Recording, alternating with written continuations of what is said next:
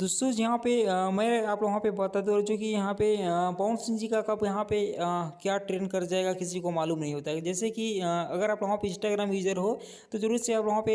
पता होगा जो कि पवन सिंह जी का अभी नया ट्रेंड यहाँ पे कौन सा चल रहा है। खैर मैं आप सभी को यहाँ पे बता दूँ तय चला हम बैठे भी इस डायलॉग को तो आप लोग वहाँ पे सुना होंगे जो कि अगर अभी आप लोगों पे इंस्टाग्राम में रील देखोगे तो जैसे जैसे आप लोग वहाँ पे रील क्लिक करते जाओगे वैसे वैसे आप लोग वहाँ पे ये जरूर आप लोग वहाँ पे डायलॉग देखने को मिलेगा जो कि अभी एक टाइम पर इंस्टाग्राम पर क्या गजब का वायरल हो रहा है जो कि लमसम 2 से 2.5 लाख यहाँ पे रील बन चुके हैं जो कि एकदम तांडो टाइप से समझ सकते हो। जो कि अभी से 1 साल पहले डायलॉग यहाँ पे जो कि पवन सिंह जी ने स्टेज शो के दौरान इस डायलॉग यहाँ पे बोला था जो कि अभी कितना तेजी से वायरल हो रहा है जो कि अभी आप लोगों पे मालूम होगा। बट यहाँ पे